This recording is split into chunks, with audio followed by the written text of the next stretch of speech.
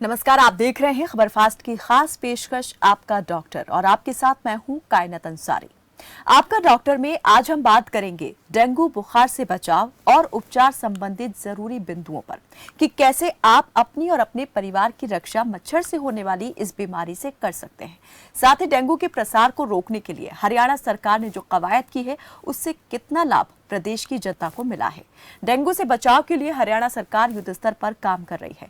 स्वास्थ्य महकमा पूरी मुस्तैदी के साथ सरकारी दिशा निर्देशों का पालन कर रहा है और सबसे जरूरी और अहम फैसला जो सरकार ने डेंगू से पीड़ित मरीजों और उनके परिवारों के लिए किया है, उसने एक बड़ी राहत देने का काम किया है। हरियाणा में बढ़ते डेंगू के मामलों और डेंगू से मृत्यु दर रोकने को लेकर हरियाणा सरकार ने नई गाइडलाइन जारी की है, जिसके तहत अब सरकारी अस्पतालों में दाखिल डेंगू के मरीजों को एसडीपी यानी सिंगल डोनर प्लेटलेट्स मुफ्त में मुहैया कराई जाएगा।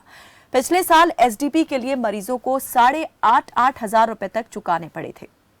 वहीं मुफ्त डेंगू टेस्ट की सुविधा सरकारी अस्पतालों में पहले से ही उपलब्ध है, तो निजी अस्पतालों के लिए 600 रुपए इसकी फीस निर्धारित की गई है। तो आज करेंगे एक्सपर्ट से बात और जानेंगे कि कैसे करें डेंगू से बचाव और डेंगू के खिलाफ जारी इस जंग में सरकारी किलेबंदी की।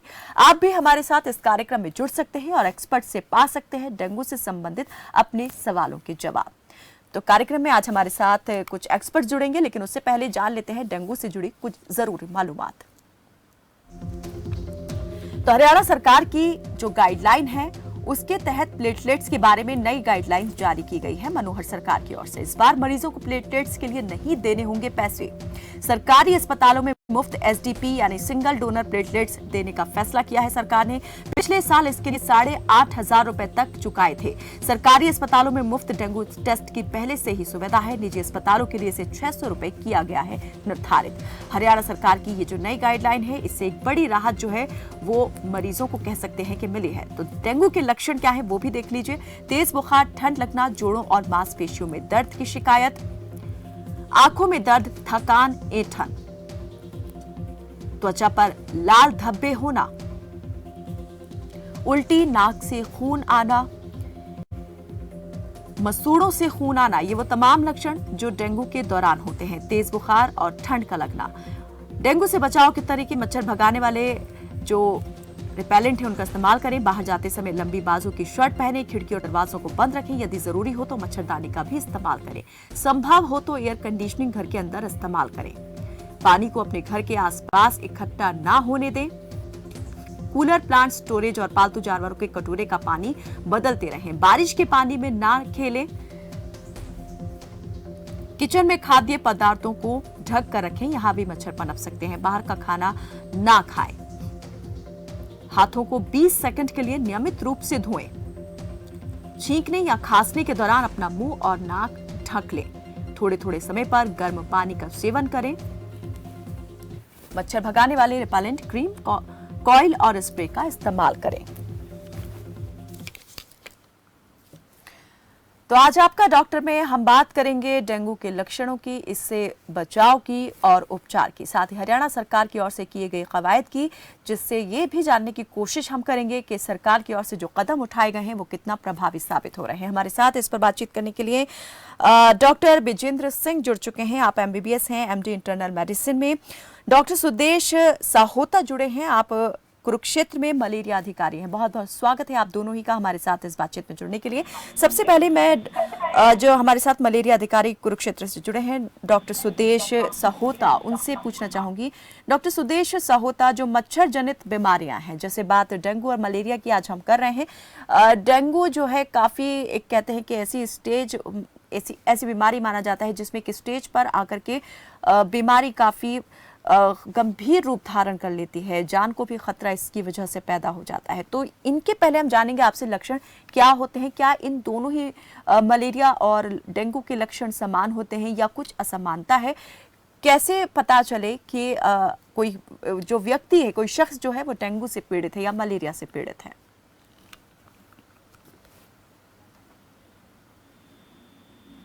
हम जो है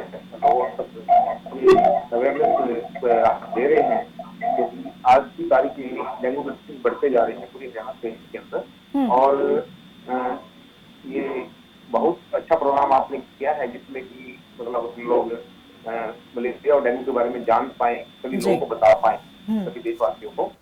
आपने जो सवाल किया है कि डेंगू बुखार के लक्षण और मलेरिया में क्या अंतर है, डेंगू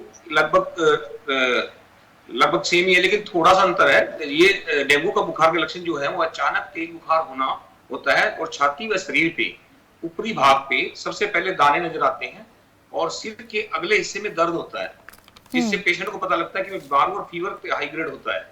और आंखों के पिछले हिस्सों में भी दर्द होता है और शरीर के जोड़ों में दर्द होता है डेंगू में, और भूख ना लगना और जी मचलाना और उल्टी जैसा लगता है।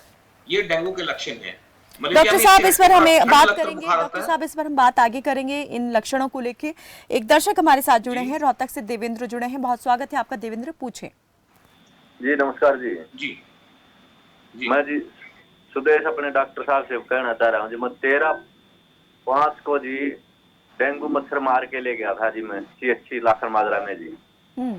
और जी लिखित में भी देखा रहा हूँ, आज तक जी सफरा नहीं किया गाँव में जी। बहुत ज्यादा डेंगू मच्छर है जी, वहाँ बैठते हैं जहाँ 5-10 आदमी बैठते हैं, वहाँ डेंगू मच्छर काटते हैं जी। तो डॉक्टर साहब से अनुरोध है कि गाँव लाखन माजरा रोहतक में सफरा करवाएं जी डेंगू मच्छर होगा जी। जी देखिएगा, जो गांव लाखन माजरा है रोहतक डिस्ट्रिक्ट में है, और वहां पर जो आपकी पंचायत है, सरपंच है, आजकल सरपंच नहीं है तो ग्राम सचिव और DDPO को हमने लेटर लिखे हुए हैं और टेलीफोनिक बात भी होती है कि वो वहाँ फॉगिंग कराते हैं और एंटी लार्वल एक्टिविटी करते हैं सारी। तो BDO और ग्राम सचिव मिलके, हमारी जो ANM है गाँव में और स्वास्थ्य कर्मी है हमारे, जो मल्टीपर्पज हेल्थ वर्कर बोलते हैं उनको, और ये सभी लोग पूरी टीम और आशा ANM 3-4 लोगों की टीम होती है, हाउस टू हाउस जाती है और पता करती है किस घर में फीवर है। अगर आपके वहां फीवर है जरूर रिपोर्ट हुआ होगा, लेकिन आप अगर वहां एंटी लार्वल एक्टिविटी नहीं हो रही है तो हमारा वहां जो स्वास्थ्य केंद्र है लाखन माजरा के अंदर, आप वहां जा सकते हैं, वहां के डॉक्टर्स को रिपोर्ट कर सकते हैं, अपना ब्लड टेस्ट कर सकते हैं और ये बात बता सकते हैं कि हमारे वहां पर एंटी लार्वल एक्टिविटी नहीं हो रही है, रिडक्शन श्योर्स की, और ये जो है आपकी फॉगिंग नहीं हो रही है। तो आप नजदीक स्वास्थ्य केंद्र में जाए और ये आप रिपोर्ट करें, आपको सब कुछ फैसिलिटी मिलेगी। डेंगू सरकार की तरफ से डेंगू के लिए सब चीज फ्री है।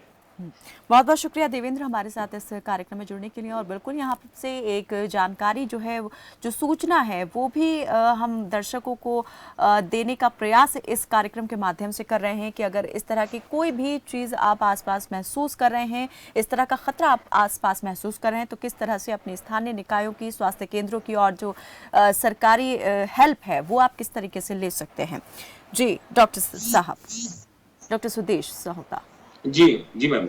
जी, अभी हम लक्षणों की बात कर रहे थे, आपने बताया कई लक्षण होते हैं, तो मैं ये जानना चाह रही हूँ क्या सभी लक्षण जो हैं एक साथ ही दिखाई देना शुरू हो जाते हैं या थोड़े थोड़े करके ये लक्षण दिखाई देते हैं कुछ कुछ वक्त बाद में? एक साथ नहीं दिखाई देते, ये थोड़े थोड़े करके दिखाई देते हैं, लेकिन ये जल्दी ही 2-4 दिन में लक्षण आ जाते हैं।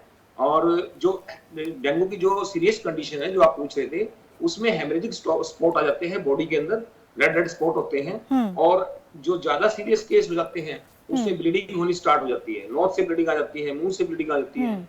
और वो ब्लीडिंग क्यों आती है? क्योंकि जो बॉडी के अंदर ब्लड्स है, प्लेटलेट्स हैं, वो प्लेटलेट्स टूटते जाते हैं और उनकी मात्राएं कम होती जाती हैं और वो फिर ब्लीडिंग होने स्टार्ट हो जाती है। प्लेटलेट्स की आपने बात की, प्लेटलेट्स का होना कितना ज्यादा जरूरी होता है, इनका क्या महत्व होता है, इस पर हम बात करेंगे। एक और दर्शक हमारे साथ जुड़ गए हैं, बंटी पांचाल रोहतक से। बहुत स्वागत है आपका बंटी, रखें अपनी बात। मैम मैं ये पूछना चाह रहा था कि मुझे 3-4 दिन से कंटिन्यू बुखार जैसा फील हो रहा है, प्रॉपर बुखार भी नहीं आ रहा और ना शरीर में जकड़न और पैरों में दर्द वगैरह के डेंगू के लक्षण हो सकते हैं। चलिए, बहुत शुक्रिया बंटी जी। डॉक्टर साहब। यस। डॉक्टर विजेंद्र से मैं चाहूंगी वो इस सवाल का जवाब दें। जो अभी हमारे साथ दर्शक जुड़े, उन्होंने बताया कि 3 दिन से लगातार जो है बुखार की हरारत महसूस कर रहे हैं, जोड़ों में भी महसूस कर रहे हैं कि दर्द है, तो इनको क्या ऐसा हो सकता है कि ये डेंगू के लक्षण है? इस सीजन में डेंगू और मलेरिया रूल आउट करना बहुत जरूरी है। तो आपके आसपास जो भी हॉस्पिटल है उसमें आप जाइए और डेंगू और मलेरिया का टेस्ट जरूर करवाइए। अगर डेंगू मलेरिया नहीं है तो फिर इसमें हम दूसरी चीजों के बारे में सोच सकते हैं। हो सकता है ये एक कॉमन कोल्ड हो, दूसरा एक कॉमन वायरस हो, या फिर कोई बैक्टीरियल इन्फेक्शन हो। इस टाइम पे आपको सबसे पहले अपना एक डेंगू और मलेरिया का टेस्ट करवाना बहुत अनिवार्य है। इसमें कि अगर आप का फीवर अगर 5 दिन से कम है, इसमें आप एक NS1 एंटीजन होता है जो हर सरकारी हॉस्पिटल में अवेलेबल है, और मलेरिया के लिए हम एक सराई टेस्ट करते हैं। तो सबसे पहले आप वो टेस्ट करवाइए। अगर वो नेगेटिव आता है फिर इसमें दूसरे किसी फीवर के बारे में सोच सकते हैं। अदरवाइज इस टाइम पे डेंगू और मलेरिया का सीजन है, तो सबसे पहले हमें उन्हीं के बारे में सोचना है। अभी आप फीवर के लिए सिर्फ पैरासीटामोल का इस्तेमाल कीजिए और अपनी टेस्टिंग करवाइए। जी बहुत बहुत शुक्रिया डॉक्टर साहब। बंटी, बहुत शुक्रिया। उम्मीद करते हैं आपको आपके सवाल का जवाब मिल गया होगा। एक और दर्शक अविनाश कुमार जैन से हमारे साथ जुड़े हैं। स्वागत है आपका अविनाश, पूछें अपना सवाल। नमस्ते मैम जी। मुझे 2-3 दिन से बुखार आ रहा है, हल्का और खांसी हल्की हो रही है, तो मुझे डॉक्टर साहब से पूछना था इसमें मैं क्या करूं। अच्छा, 2-3 दिन से बुखार आ रहा है। हाँ, फीवर है। जी डॉक्टर विजेंद्र, इन्हें भी बुखार की ही समस्या है? जी, जैसे मैंने पहले भी बताया, इस टाइम पे अगर कोई भी किसी को भी फीवर है, फीवर से रिलेटेड कोई भी सिम्टम है, और जिसमें स्पेशली जॉइंट पेन है, जोड़ों में दर्द है, सिर में दर्द है, गला खराब या खांसी जुकाम नहीं है, तो सबसे पहले हमें डेंगू या मलेरिया रूल आउट करना है। आप अपने निजी स्वास्थ्य केंद्र में जाके और अपना मलेरिया और डेंगू का टेस्ट सबसे पहले करवाएं। अगर वो नेगेटिव आता है फिर हम दूसरे किसी भी इन्फेक्शन के बारे में सोचें। बहुत बहुत शुक्रिया अविनाश हमारे साथ कार्यक्रम में जुड़ने के लिए। जी डॉक्टर साहब, जैसा आपने कहा कि टेस्ट करवाने चाहिए, तो ये भी हम जानना चाहेंगे इसमें कितने प्रकार के टेस्ट जो हैं वो होते हैं, किस किस तरह के टेस्ट करवाए जाते हैं? ये डेंगू में स्पेशली अगर आपका बुखार 5 दिन से कम है तो इसमें NS1 एंटीजन हम करते हैं, और अगर आपका बुखार जो है अगर 5 दिन से ज्यादा है तो इसमें हम IgM एंटीबॉडी करते हैं, और अगर आप 14 दिन से ज्यादा है, वैसे 14 दिन से ज्यादा सिम्टम्स रहते नहीं है और टेस्ट की कोई जरूरत भी नहीं होती, तो 14 दिन से अगर ज्यादा है तो फिर हम IgG वगैरह वो कर सकते हैं, अगर फीवर अगर आपका लंबा परसिस्ट करता है। आमतौर पे डेंगू का जो फीवर है वो 7 या 10 दिन से कम ही होता है, उससे ज्यादा नहीं होता। तो सबसे पहले आप अगर इस टाइम पे आपको फीवर है, जोड़ों में दर्द है, सिर में दर्द है, वॉमिटिंग आ रही है, डायरिया है, कहीं पर आपके शरीर पर अगर किसी तरह के लाल निशान है, खुजली हो रही है कहीं से, तो आप सबसे पहले अपना डेंगू का टेस्ट करवाइए। अगर 5 दिन से कम है तो NS1 एंटीजन, अगर 5 दिन से ज्यादा है तो IgM एंटीबॉडी, फिर डेंगू। इसके अलावा अगर आपको बुखार है और बहुत ही ज्यादा ठंड के साथ आ रहा है तो आपको मलेरिया की स्लाइड भी जरूर बनवानी है। ठीक है। डॉक्टर साहब, एक दर्शक हमारे साथ जुड़े हैं, मुकेश जुड़े हैं भिवानी से। स्वागत है आपका मुकेश, पूछें अपना सवाल। जी नमस्ते मैम। जी नमस्ते। मैं डॉक्टर साहब से ये जानना चाहता हूँ, मुझे 3-4 दिन से शरीर में टूटन बहुत ज्यादा है, और इसमें मतलब सिर में दर्द भी है, शरीर में टूटन भी है। मुझे समझ नहीं आ रहा है सीजन चेंज हो रहा है मैम या क्या है, मुझे कुछ बता पाएं कि मैं दवाई कहाँ लूँ, क्या लूँ, क्योंकि पैरासीटामोल खा रहा हूँ 2 दिन से, फायदा नहीं हो रहा उससे। अच्छा डॉक्टर विजेंद्र। देखिए, आपको कोई भी इस तरह का सिम्टम है, डेंगू का जो सिम्टम है वो हो सकता है कि बहुत हाई ग्रेड फीवर हो, और हो सकता है कि आपको सिर्फ थोड़ी सी थकान हो। इसमें मैं फिर से यही कहूंगा कि आपको अगर इस मौसम में आपको हल्का बुखार है या थकावट है या सिर्फ जोड़ों में दर्द या हेडेक है और जिसमें कि बहुत ज्यादा फीवर नहीं है, तो उस केस में भी आपको डेंगू अपना जरूर टेस्ट करवाना चाहिए, क्योंकि हो सकता है कि मौसम बदल रहा है, इस वजह से आपको ये थकान और थोड़ा सा बदन दर्द हो सकता है कि ये डेंगू के भी सिम्टम हो। तो इसमें तो टेस्ट जरूर करा लेना चाहिए, टेस्ट आपका जरूर करवाना चाहिए। अगर आपको लगातार से 2-3 दिन से अगर आपको हल्का फीवर, पूरा बदन दर्द कर रहा है, तो टेस्ट इसमें जरूर करवाना चाहिए आपको। जी बहुत शुक्रिया मुकेश जी, उम्मीद करते हैं आपको आपके सवाल का जवाब मिल गया होगा। एक और दर्शक हमारे साथ राहुल माथुर जुड़े हैं बहादुरगढ़ से। स्वागत है आपका राहुल, पूछें अपना सवाल। मैम नमस्कार। जी नमस्ते मैम, मैंने आज से 10 दिन पहले वैक्सीन लगवाई थी, उसके बाद मेरे को थोड़ा सा बुखार आया था, लेकिन वो ठीक हो गया था, वो वैक्सीन के कारण था। लेकिन अब मेरे को दोबारा बहुत तेज बुखार चढ़ रहा है 2-3 दिन से, तो मैं उसमें जो पैरासीटामोल है वो ले रहा हूँ। इससे वैक्सीन लगाने से कोई कोरोना की दवाई लेने से, जैसे अब ये जो डेंगू की दवाई है, इससे कोई इफेक्ट तो नहीं पड़ेगा बॉडी पे? जी बिल्कुल, पूछ लेते हैं इस बारे में भी। जी डॉक्टर विजेंद्र। देखिए, आपने जो वैक्सीन लगवाई है और अभी जो आप पैरासीटामोल ले रहे हैं, उससे उस पर कोई इफेक्ट नहीं पड़ेगा। आपको जो पहले फीवर था वो हो सकता है कि कोविड जो वैक्सीन लगवाई आपने उससे 1-2 दिन आपको फीवर आया हो, लेकिन अभी जो आप हाई ग्रेड फीवर कह रहे हैं कि फिर से आया है, बीच में आपका फीवर ठीक हो गया था, तो ये फीवर हो सकता है कि डेंगू या मलेरिया हो। और स्पेशली इस टाइम पे मलेरिया काफी कम है, डेंगू के केसेस थोड़े से ज्यादा हैं, तो आपको अपना टेस्ट जरूर करवाना चाहिए इस टाइम पे।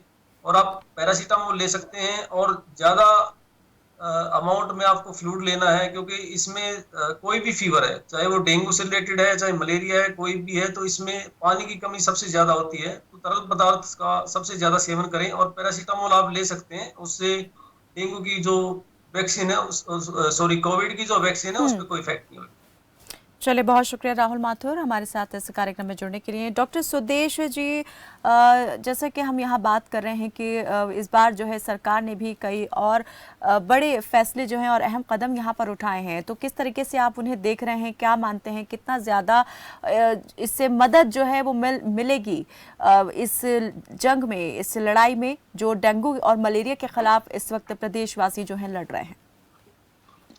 देखिए, जो हमारी सरकार ने जो डेंगू के लिए जो कदम उठाए हैं वो सराहनीय हैं। और सरकार ने जो ऑलरेडी आयुष्मान भारत के कार्ड भी बनाए हुए हैं, उनके तहत भी इलाज करवा रहे हैं, प्राइवेट नर्सिंग होम में भी जाकर करा रहे हैं। इवन जो प्लेटलेट हैं हमारे सरकारी हॉस्पिटल्स में जो पेशेंट्स दाखिल हैं उनको हम अपने गवर्नमेंट की तरफ से प्लेटलेट चढ़ाते हैं, और जो भी मेडिसिन वगैरह होती है सब फ्री सरकार की तरफ से आती है, हमें कोई चार्ज नहीं करते हैं उनसे।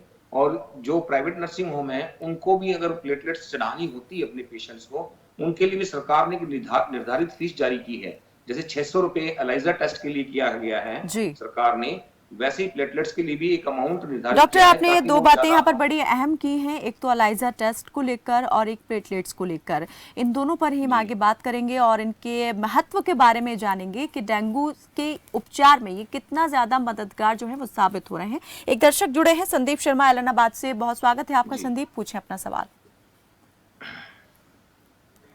हेलो जी संदीप। नमस्ते मैम जी। मैं डॉक्टर साहब से पूछना चाहता हूँ कि मेरा भाई है, उसको मलेरिया और डेंगू दोनों इकट्ठे हो गए हैं, दोनों साथ में। तो वो दवाई ली, उनकी प्लेटलेट फिर भी गिर रही है और उनको दोबारा एडमिट किया हॉस्पिटल में, तो दवाई से फर्क नहीं हो रहा है। तो क्या करना चाहिए? किस चीज का हम प्रयोग करें जो प्लेटलेट्स भी बढ़ जाए? जी, मैं चाहूंगी इस पर हमारे साथ जो दोनों ही एक्सपर्ट बैठे हुए हैं उनसे ही मैं एक एक करके इस पर जवाब लूं। डॉक्टर सुदेश, आपसे शुरुआत करते हैं। जी, ऐसे केसेस वेरी कम होते हैं कि मलेरिया भी है साथ में डेंगू भी है। अगर कोई है तो उनका इलाज है दोनों का। और हमारे जो फिजिशियन हैं, जैसे डॉक्टर विजेंद्र भी बता रहे थे कि साथ में कई बार वायरल फीवर भी साथ में हो जाता है, ये मौसम चेंज हो रहा है और डेंगू तो प्रकोप चल ही रहा है डेंगू का, जो कि अभी अगले 10-15 दिन तक रहेगा। अगर उनको मलेरिया भी पॉजिटिव आया है और डेंगू भी पॉजिटिव आया है तो दोनों का इलाज है। और इवन मलेरिया की तो दवाई भी है, डेंगू की दवाई नहीं है, तो मलेरिया इज ए क्योरेबल। और रही डेंगू की बात, डेंगू की आज तक कोई वैक्सीन या कोई दवाई नहीं है, इसकी रोकथाम ही बहुत जरूरी है। और अगर इसमें प्लेटलेट कम होते हैं, मान लो पेशेंट के प्लेटलेट बहुत ज्यादा कम होते हैं, तो इसमें सिम्टोमेटिक ट्रीटमेंट, हमने फिजिशियन साहब डॉक्टर विजेंद्र जी बैठे हैं, तो प्लस में सिम्टोमेटिक ट्रीटमेंट और प्लेटलेट चढ़ाए जाते हैं डेंगू के अंदर। और इन भाई साहब का जो सवाल है वो कि उनको दोनों ही है, तो दोनों का इलाज हो सकता है, अच्छे से इलाज हो सकता है, कोई ऐसी बात नहीं। हमारे सरकारी अस्पतालों में भी और प्राइवेट में। डॉक्टर विजेंद्र, आप क्या सजेस्ट करना चाहेंगे, क्या इन्हें जरूरी कदम उठाने चाहिए, जरूरी इक़दाम लेने चाहिए?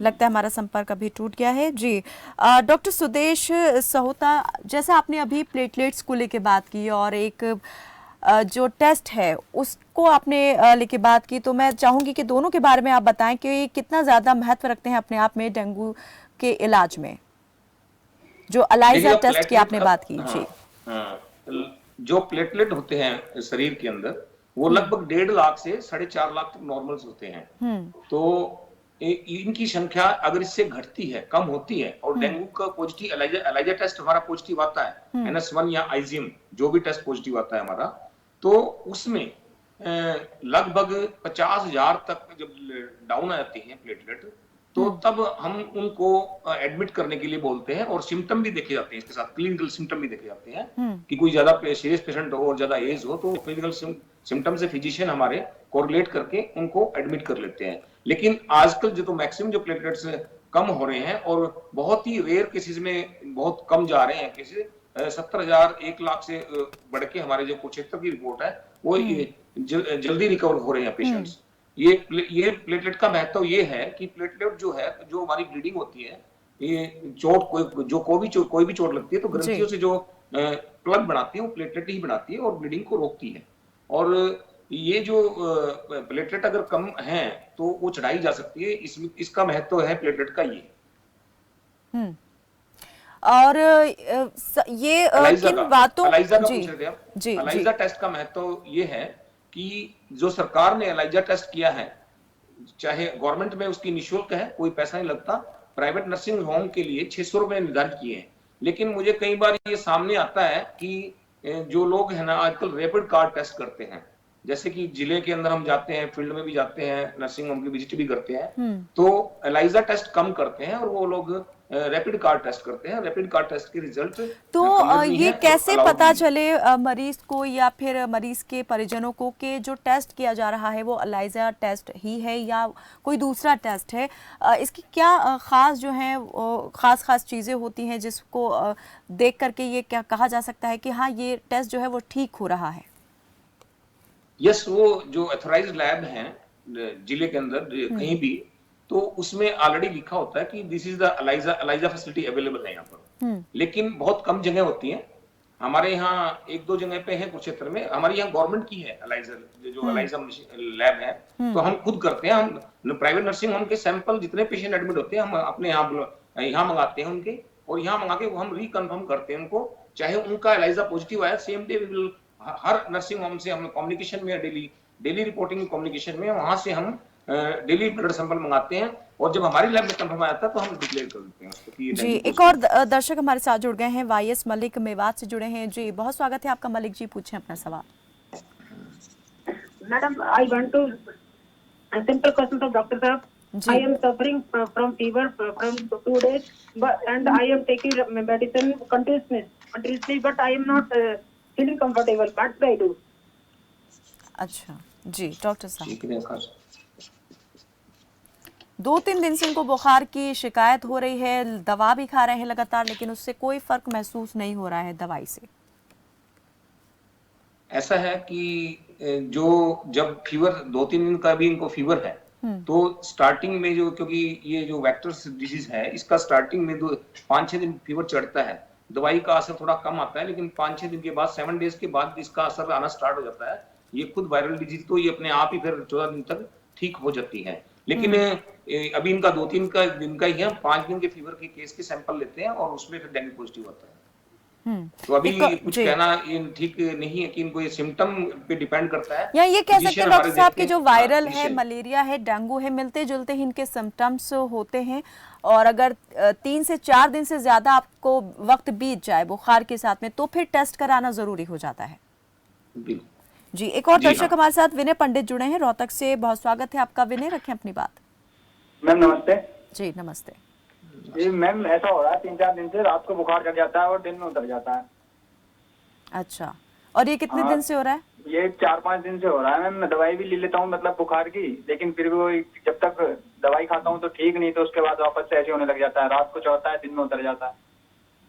अच्छा, डॉक्टर सुदेश। जी मैम, देखिए इनका जो सवाल है कि रात को चढ़ जाता है दिन में उतर जाता है, हमारे यहाँ कई तरह के बुखार हैं।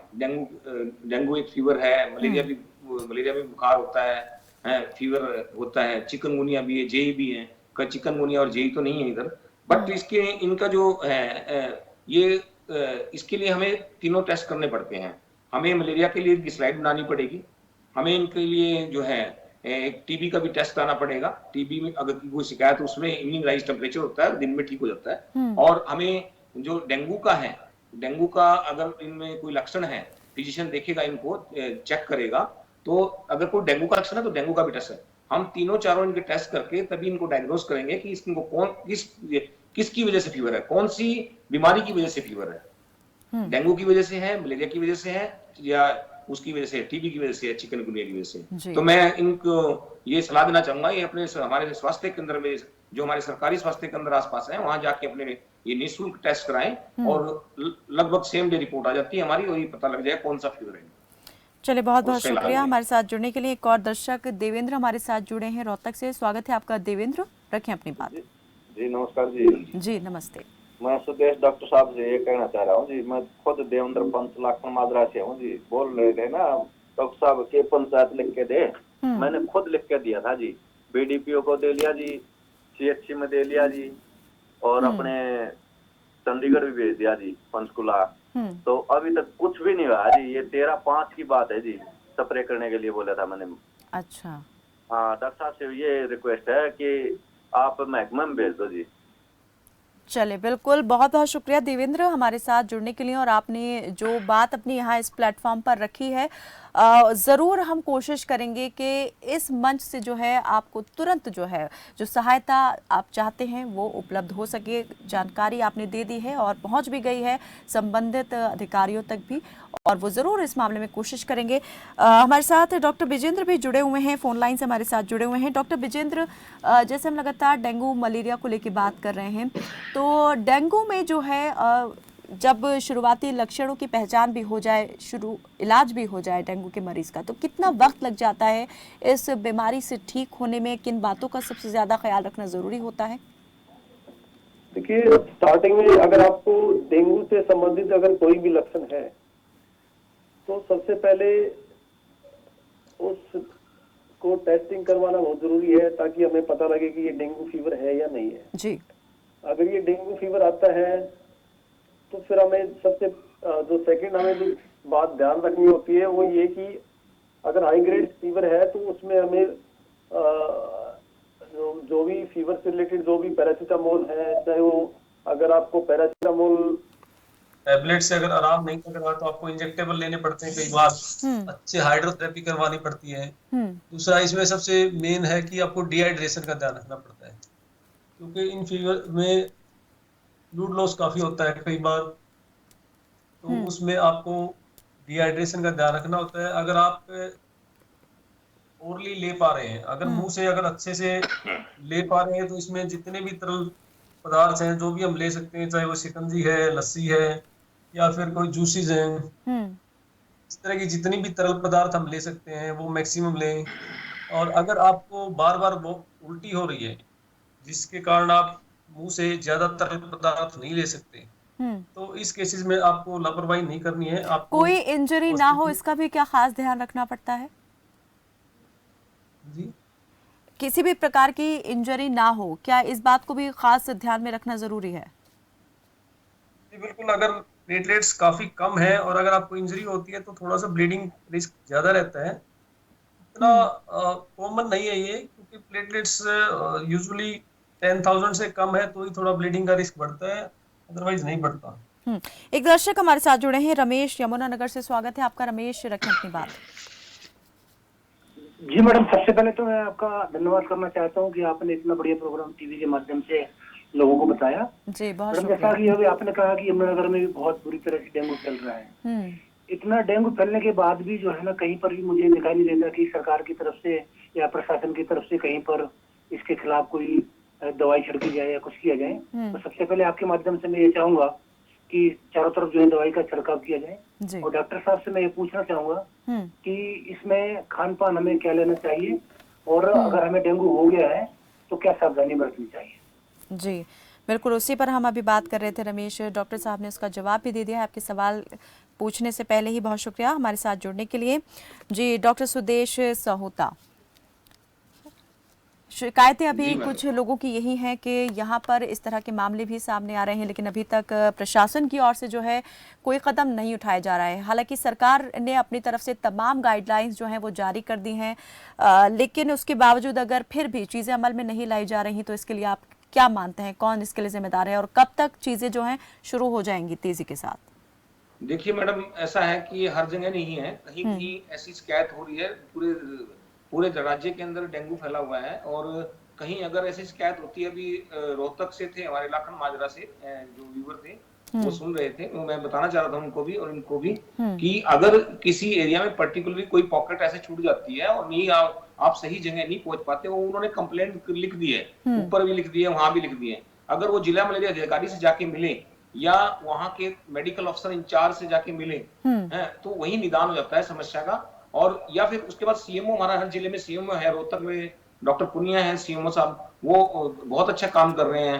हमारे यहाँ भी सीएमओ बहुत अच्छा काम कर रहे हैं, सारे डिस्ट्रिक्ट में अच्छा अलर्ट है। जैसे कोरोना में बहुत अलर्ट थे हम, तो कोरोना से भी ज्यादा हम डेंगू में अलर्ट है। लेकिन कहीं जगह मैं मानता हूँ कि इसमें सरकार की कोई लापरवाही नहीं है। इसमें लापरवाही तो मैं ये कहता हूँ कि किसी लोकल लेवल पे किसी न किसी बंदे की होती है। हमारे साथ हम अकेले नहीं है डेंगू को रोकथाम करने के लिए, कंट्रोल करने के लिए। अदर डिपार्टमेंट का हमें सहयोग चाहिए होता है, कोऑर्डिनेशन स्टेक होल्डर है हमारे साथ पंचायती राज ने भी काम करना होता है, हमारे साथ वही हम जानने की कोशिश यही कर रहे हैं, दर्शकों ने भी यही जानने की कोशिश की है कि अगर एक लेवल पे सुनवाई नहीं हो रही है, दूसरे पर भी वो इन्फॉर्म कर चुके हैं लेकिन कोई जवाब नहीं मिला, तो उसके बाद क्या आगे स्टेप लेना चाहिए कि आगे जो संबंधित विभाग हैं, अधिकारी हैं, उनके कानों तक ये बात पहुंच जाए और तुरंत कार्रवाई की जाए। जी, सीनियर अधिकारी हैं हर डिपार्टमेंट, डिप्टी कमिश्नर भी हैं और सब आगे भी हैं, लोकल विधायक भी हैं। तो अगर सही समय पे अगर सही आदमी के पास अगर कोई शिकायतकर्ता पहुंचता है तो समस्या का निदान हो जाता है। कोई एक आधी पॉकेट छूट जाती है लेकिन उसका भी निदान हो सकता है। ठीक है, तो अपने स्थानीय जनप्रतिनिधि के साथ भी संपर्क करना चाहिए, जिलाधिकारी से भी संपर्क साध सकते हैं इस मामले में। बहुत बहुत शुक्रिया आप दोनों ही मेहमानों का हमारे साथ इस बातचीत में जुड़ने के। तो डेंगू मलेरिया जो है इस वक्त भले ही फैल रहे हों, लेकिन इनको रोकने के लिए, इनके प्रसार को रोकने के लिए और उपचार के लिए सरकार ने जो है वो भी प्रभावी कदम उठाए हैं। जरूरत है आपको भी इस और थोड़ा ज्यादा और ध्यान देने की, सतर्क रहने की, मुस्तैद रहने की, क्योंकि हमारी सतर्कता ही सबसे ज्यादा हमारा बचाव है। फिलहाल के लिए मेरे साथ बस इतना ही। आप देखते रहें खबर फास्ट। नमस्कार।